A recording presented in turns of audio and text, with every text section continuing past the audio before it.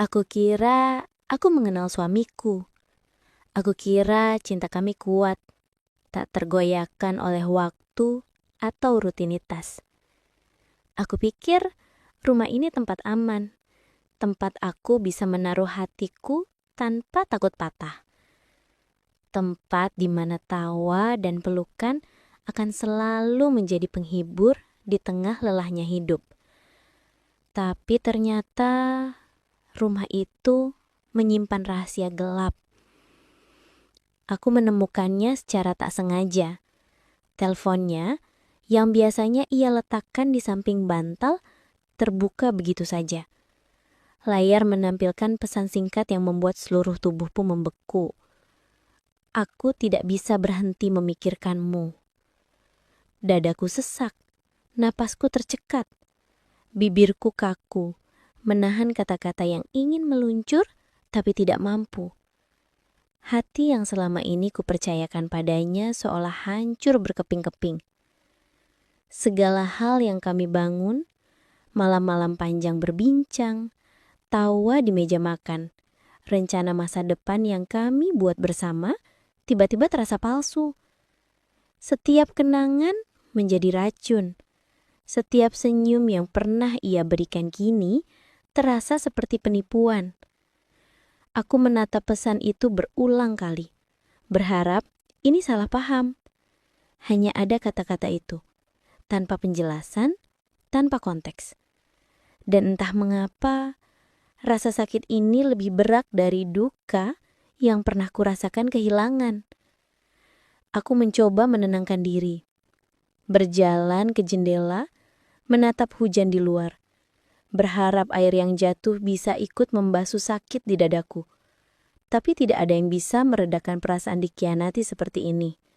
Seolah rumah yang kukenal berubah menjadi penjara, penjara penuh rahasia dan pengkhianatan. Aku menatap foto kami di meja samping tempat tidur. Aku melihat wajahnya tersenyum, wajahku tersenyum.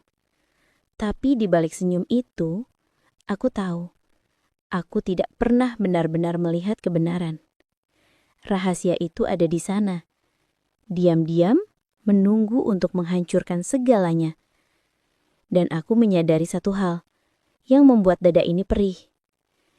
Aku tidak hanya kehilangan kepercayaan, aku juga kehilangan rasa aman, rumah, dan sedikit demi sedikit, sebagian dari diriku sendiri. Ketika ia pulang dari kantor malam itu, langkahnya terdengar sama seperti biasanya. Sepatu kerjanya mengetuk lantai dengan ritme yang kukenal, ritme yang dulu membuatku merasa aman karena tahu ia akhirnya pulang. Ia membuka pintu dan senyum itu muncul. Senyum yang dulu bisa meruntuhkan lelahku. Yang dulu menjadi alasan aku betah di rumah. Senyum yang dulu membuatku yakin bahwa cinta kami tidak akan pernah berubah. Tapi kali ini ada sesuatu yang berbeda. Matanya, aku tidak tahu bagaimana menjelaskannya. Tapi aku merasakannya seperti hembusan angin dingin yang menyelinap ke tulang. Sorot matanya tidak lagi menatapku seperti dulu hangat, penuh kebiasaan, penuh pengenalan. Kini matanya tampak jauh, seolah ia hadir di ruangan yang sama. Tapi pikirannya berada di tempat lain, di seseorang yang lain. Aku menelan ludah, menahan rasa takut yang tiba-tiba muncul begitu saja. Pertanyaan itu terucap sebelum aku sempat mengontrol suaraku. Siapa dia? Aku ingin terdengar tegas, aku ingin terlihat kuat. Tapi suaraku bergetar dan itu menghancurkan kepercayaan diriku sendiri. Ia berhenti sejenak, bukan karena kaget. Aku berharap ia kaget, berharap ia terkejut, berharap ia punya alasan untuk membenarkan semuanya. Tapi ia hanya menatapku sebentar. Lalu tersenyum, senyum kecil yang tidak sampai ke matanya. Senyum yang membuatku merasa seperti aku baru saja mengatakan sesuatu yang tidak layak diucapkan. Senyum yang membuatku merasa salah, bodoh, dan mengganggu. Aku lelah, katanya singkat. Tanpa menjawab pertanyaanku, tanpa sedikit pun berusaha membuatku merasa tenang. Ia berjalan melewatiku, begitu saja. Tidak menyentuh bahuku, tidak mencium keningku. Seperti kebiasaannya selama ini. Tidak ada kehangatan, tidak ada penjelasan, hanya dingin. Aku berdiri di tengah ruang tamu. Sementara suara langkahnya menjauh ke kamar. Keningku bergetar. Dadaku terasa sesak. Kenapa? Kenapa ia bisa begitu tenang saat aku dilanda ketakutan seperti ini? Kenapa ia bisa tersenyum, seolah tidak ada yang sedang hancur di antara kami? Aku ingin menyusulnya. Aku ingin memaksa penjelasan keluar dari mulutnya. Aku ingin menuntut kejujuran yang pantas kudapatkan sebagai istrinya. Tapi kakiku tidak bergerak, karena di dalam hati aku tahu, jika aku memaksa jawabannya keluar, aku mungkin tidak siap mendengarnya. Malam itu, untuk pertama kalinya sejak kami menikah, aku tidur dengan perasaan asing bersama seseorang yang seharusnya paling mengenalku. Orang yang seharusnya membuatku merasa aman. Tapi kini, di antara kami ada jarak. Jarak yang tidak pernah ada sebelumnya. Jarak yang semakin lama semakin terasa seperti jurang. Dan aku takut karena aku tidak tahu apakah aku bisa menutup jurang itu sendirian. Hari demi hari berlalu, tapi jawaban tidak pernah datang. Yang ada hanya keheningan. Keheningan yang lebih menyakitkan daripada teriakan. Aku bangun setiap pagi dengan perasaan yang sama. Berharap semuanya kembali seperti dulu, tapi takut menghadapi kenyataan bahwa mungkin tidak akan pernah kembali. Ia pergi bekerja tanpa banyak bicara. Pulang pun seperti hanya menjalani kewajiban, bukan kembali ke rumah. Bahkan ketika ia duduk di sofa, jarak antara kami tetap terasa meski hanya beberapa langkah. Rasanya seperti bermil-mil. Aku makan sendiri. Piringnya tetap kosong di meja makan. Kadang ia bilang, sudah makan di luar. Kadang ia bilang, tidak lapar. Dan setiap kali aku mengangkat piringku yang sudah dingin, ada suara kecil dalam hatiku yang bertanya, sejak kapan aku tidak lagi cukup untuknya? Aku tertawa sendiri, bukan karena bahagia, tapi karena kadang aku mencoba menghibur diriku dengan tontonan lucu atau kenangan kami yang dulu. Tapi tawa itu terdengar palsu seperti tawa orang asing yang tinggal di tubuhku. Dan malam adalah bagian paling berat saat rumah menjadi sunyi, saat lampu-lampu dipadamkan, saat tidak ada lagi kesibukan untuk mengalihkan pikiran. Disitulah ketakutanku tumbuh paling ganas. Aku menangis sendiri, tanpa suara, hanya air mata yang mengalir pelan di bantal. Karena aku tidak ingin ia mendengar. Padahal, entah ia peduli atau tidak. Entah ia tahu atau tidak. Entah ia memperhatikan atau sudah berhenti memperhatikan sejak lama. Di tengah semua itu, aku mulai meragukan diriku sendiri. Pertanyaan-pertanyaan kejam mulai muncul satu persatu. Apakah aku terlalu sibuk mengurus rumah? Apakah aku membuatnya bosan? Apakah aku sudah tidak semenarik dulu? Apakah ada yang salah denganku? Aku berdiri di depan cermin hampir setiap malam, menatap pantulan diriku dengan mata bengkak. Aku mengusap pipiku, merapikan rambutku, mencoba tersenyum, meski hati rasanya seperti pecahan kaca. Tapi semakin aku menatap diriku sendiri, semakin aku sadar, ini bukan tentang kecantikanku, bukan tentang pekerjaanku, bukan tentang kurangnya perhatianku. Ini tentang seseorang yang telah berubah dan tidak lagi jujur padaku. Namun tetap saja, aku menyalahkan diriku. Karena lebih mudah menyakiti diri sendiri daripada menerima bahwa orang yang kau cintai mungkin telah berhenti mencintaimu. Setiap ketidakpastian itu menggerogoti sedikit demi sedikit rasa percaya diriku. Sampai akhirnya, aku tidak lagi tahu Apakah aku sedang mempertahankan cinta, atau hanya mempertahankan bayangan cinta yang sudah lama hilang? Dan yang paling menyakitkan adalah, aku masih berharap ia akan menatapku, menggenggam tanganku, dan berkata, "Aku di sini, aku tidak kemana-mana." Tapi ia tidak pernah melakukannya. Aku mulai memperhatikan sesuatu yang sebelumnya tidak pernah kuperhatikan. Sosial medianya. Selama ini aku percaya padanya, jadi aku tidak pernah merasa perlu mengecek apapun. Tapi, setelah pesan itu, setiap hal kecil terasa mencurigakan. Dan hari itu, ketika aku membuka akun yang sudah lama tidak kulihat, aku merasa dunia berhenti berputar. Ia tampak bahagia, terlalu bahagia. Ada foto-foto saat ia makan di luar, bercanda dengan teman-temannya, frame dengan cahaya hangat yang membuatnya terlihat seperti pria tanpa beban di salah satu video. Ia tertawa lepas tawa yang tidak lagi kutemui ketika ia bersama denganku. Tawa yang dulu menjadi musik favoritku, kini terasa seperti pisau yang menusuk pelan ke dalam dadaku. Aku mencoba meyakinkan diri. Mungkin itu hanya momen kantor. Mungkin ia hanya lelah di rumah. Mungkin semua ini hanya pikiranku saja. Tapi kemudian, aku melihat sesuatu yang tidak bisa lagi kupungkiri. Komentar-komentar dari seorang wanita yang namanya muncul berkali-kali. Komentar yang terlalu hangat, terlalu dekat, terlalu pribadi, dan yang paling menyakitkan, ia membalasnya dengan cara yang tidak pernah lagi ia lakukan padaku.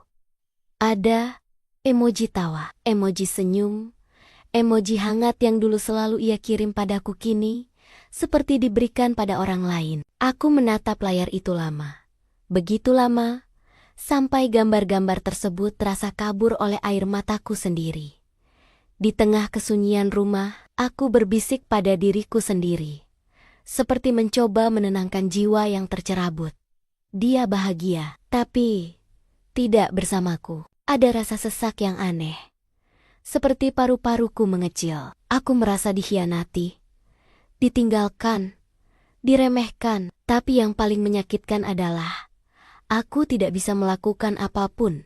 Tidak ada bukti konkret yang bisa kuhadapkan padanya. Tidak ada keberanian untuk bertanya lebih keras. Tidak ada tenaga untuk bertengkar. Yang kurasakan hanya satu. Sakit. Sakit yang diam. Sakit yang tidak bisa diceritakan ke siapapun. Sakit yang menelan diriku pelan-pelan. Aku ingin marah. Aku ingin berteriak. Aku ingin menghancurkan ponsel itu. Agar aku tidak perlu melihat senyum yang tidak lagi milikku. Tapi tubuhku hanya diam. Dingin. Kosong. Aku hanya bisa menahan napas. Meremas jemari sendiri. Dan mencoba menahan air mata agar tidak jatuh terlalu cepat. Karena bagian terdalam dari diriku masih berharap bahwa aku salah. Bahwa semua ini hanya ketakutanku sendiri. Bahwa orang yang paling kucintai tidak sedang menghancurkan hatiku secara sadar. Tapi dalam lubuk hati, aku tahu, senyum itu bukan lagi untukku. Dan untuk pertama kalinya dalam hidupku, aku merasa menjadi orang asing dalam pernikahanku sendiri. Aku mulai sering berbicara dengan diriku sendiri. Bukan karena aku ingin, tapi karena tidak ada lagi ruang aman untuk bercerita. Di kamar yang dulu penuh tawa, aku duduk di tepi ranjang, sambil menatap lantai, bertanya pelan, pada hati yang sudah retak. Apakah cinta kami benar-benar nyata? Pertanyaan itu terasa seperti batu besar yang dijatuhkan ke dadaku. Setiap kali aku menanyakan hal tersebut, ada bagian lain di dalam diriku yang ikut pecah. Aku mencoba mengingat awal hubungan kami. Tatapan pertamanya, janji-janjinya, caranya menggenggam tanganku, seolah aku satu-satunya yang ingin ia jaga. Semuanya terasa begitu nyata, begitu tulus. Lalu kapan tepatnya semua itu berubah?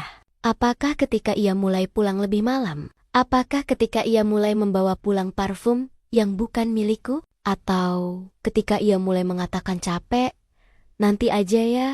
Setiap kali aku ingin bercerita, aku menutup wajahku dengan kedua tangan. Rasanya memalukan, karena aku masih berusaha mencari alasan untuk membelanya. Padahal hatiku sudah penuh bukti bahwa ia tidak lagi sama.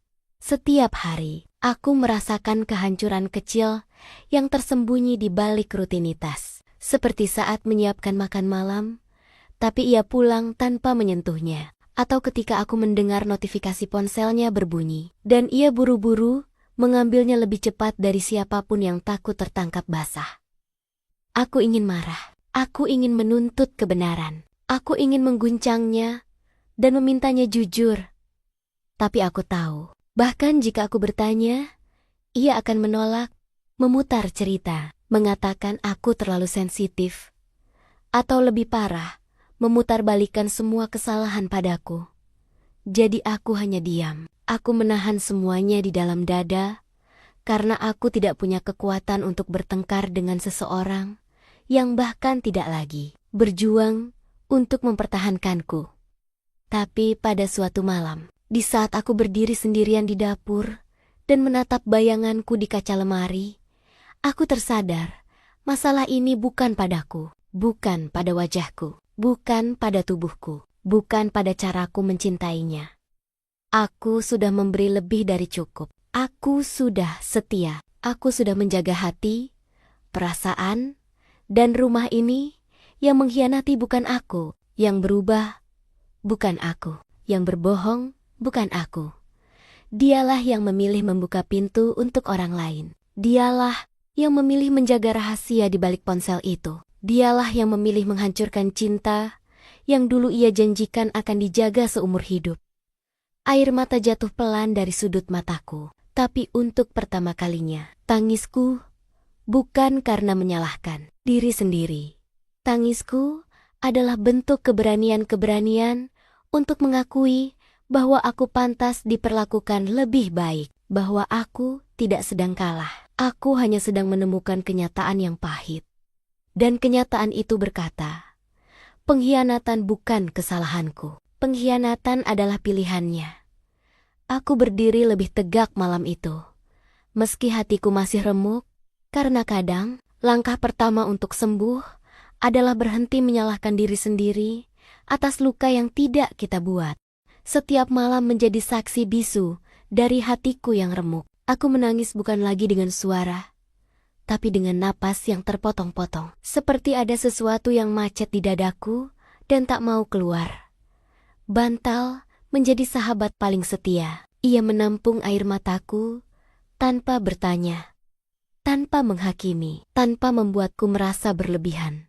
Ada malam ketika air mataku jatuh begitu banyak, sampai kainnya basah dingin. Ada malam ketika aku memeluk bantal itu begitu erat, seakan berharap kesedihanku akan larut bersama isaknya. Aku menangis karena kecewa. Aku menangis karena merasa dikhianati. Aku menangis karena cinta yang dulu kubanggakan kini berubah menjadi labirin kegelapan yang membuatku tersesat. Kadang aku marah karena dia bisa tertawa di luar sana, sementara aku tercekat di rumah ini, tempat yang seharusnya memberiku rasa aman, tapi kini hanya memberi ketakutan. Kadang aku frustasi karena tidak tahu harus berbuat apa, karena semua bukti seolah memojokkanku, tapi tidak ada keberanian untuk menghadapinya. Karena mencintai seseorang yang justru membuatku merasa tidak cukup. Kadang aku merasa hancur sepenuhnya. Hancur ketika mengingat masa-masa indah kami. Hancur ketika membayangkan ia menggenggam tangan orang lain. Hancur ketika menyadari bahwa mungkin aku hanya pilihan cadangan untuknya di rumah. Namun di balik semua kehancuran itu, perlahan, sangat perlahan, ada sesuatu yang mulai tumbuh di dalam diriku. Sebuah bisikan kecil, sangat kecil, tapi cukup kuat untuk menggoyahkan dinding sakitku. Bisikan itu berkata, cintamu berharga, tapi dirimu lebih berharga. Aku mulai belajar memahami satu hal penting yang dulu tidak pernah kuperhatikan. Cinta sejati tidak menghancurkan. Cinta sejati tidak membuatku merasa kecil. Tidak membuatku tidur dengan air mata. Tidak membuatku merasa sendirian, padahal aku punya pasangan. Dan yang lebih penting, harga diriku tidak boleh tergadai hanya karena aku takut ditinggalkan. Aku menatap diriku di cermin pada suatu malam. Wajahku sembab, mata merah, bibir tremor. Tapi di balik semua itu, ada perempuan yang sedang berjuang. Perempuan yang meski dipatahkan, masih berdiri setiap pagi. Masih bekerja, masih memasak, masih mencoba mencinta dengan sisa hatinya. Untuk pertama kalinya sejak semua ini dimulai, aku merasa bangga pada diriku sendiri. Tidak karena aku kuat, tidak karena aku baik, tidak karena aku sempurna, tapi karena aku masih bertahan tanpa kehilangan jati diri. Sepenuhnya, malam-malam panjang itu mengajariku satu pelajaran besar. Jika cinta membuatmu kehilangan dirimu, itu bukan cinta. Itu luka yang menyamar sebagai kasih.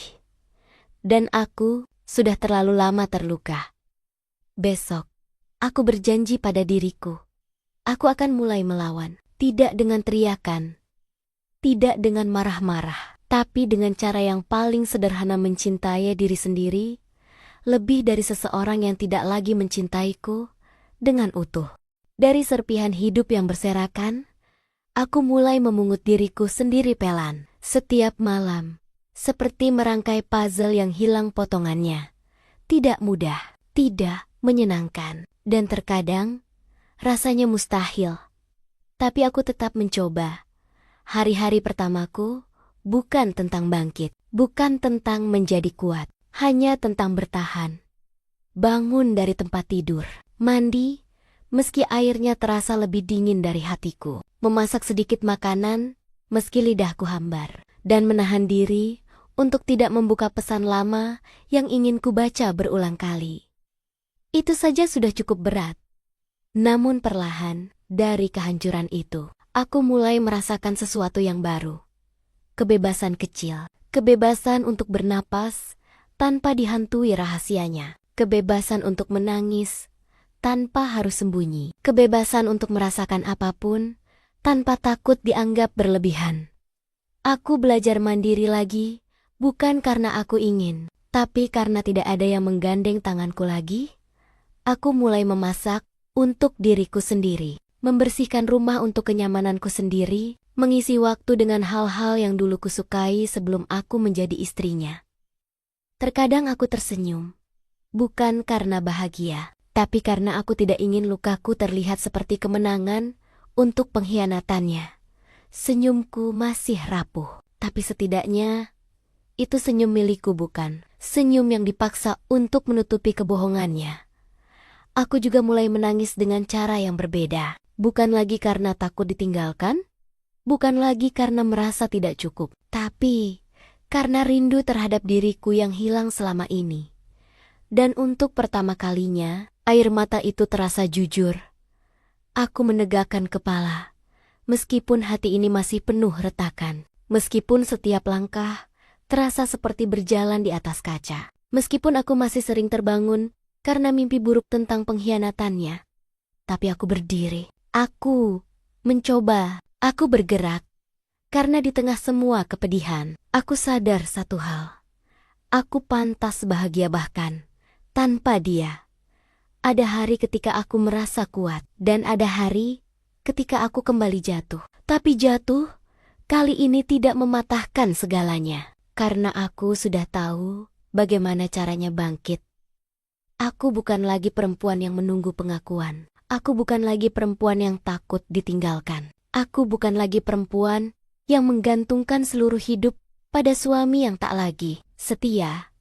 Aku adalah perempuan yang sedang membangun dirinya sendiri. Masih goyah, masih rapuh, masih belajar. Tapi aku melangkah, dan itu sudah cukup. Besok mungkin aku masih akan menangis, tapi besok juga aku akan tetap memilih maju. Karena ke depan adalah satu-satunya arah yang tidak menyakitiku. Dan dari kehancuran ini, aku akhirnya menemukan sesuatu yang dulu hilang diriku sendiri. Aku perlahan mulai memahami sesuatu yang selama ini luput dari pikiranku. Tidak ada orang yang bisa merusak hatiku sedalam itu, kecuali aku yang membiarkan mereka masuk terlalu jauh tanpa batas. Sakit yang kurasakan bukan hanya karena ia berkhianat, Tapi juga karena aku terlalu sering memberi ruang untuk dimanfaatkan. Terlalu sering memaksakan diri agar tetap terlihat kuat. Terlalu sering menunda untuk berkata cukup. Hari-hari berikutnya, ada momen ketika aku duduk sendirian, menatap pantulan diriku di cermin. Mataku bengkak, suaraku serak, tanganku gemetar karena kelelahan menangis. Namun, untuk pertama kalinya, setelah sekian lama, aku tidak melihat korban. Aku melihat seseorang yang bertahan begitu lama. Seseorang yang layak dihormati, bukan disakiti.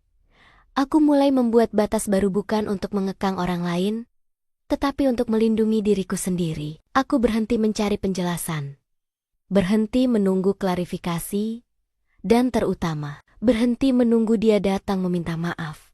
Karena kebahagiaanku tidak lagi bertumpu pada kata-katanya yang kosong. Kebahagiaanku kini tumbuh dari hal-hal kecil, dari pagi yang terasa lebih ringan, dari senyum yang tidak lagi dipaksakan, dari tidur tanpa kecemasan, dari keberanian untuk mengatakan, aku layak dicintai dengan setia. Aku belajar membuka luka, membersihkannya, dan menutupnya sendiri tanpa bantuan tangan yang dulu justru melukai. Aku belajar bahwa mencintai diri sendiri, bukan egois, itu adalah cara untuk selamat. Dan pada akhirnya, aku memilih diriku sendiri, lebih daripada seseorang yang tidak pernah benar-benar memilihku.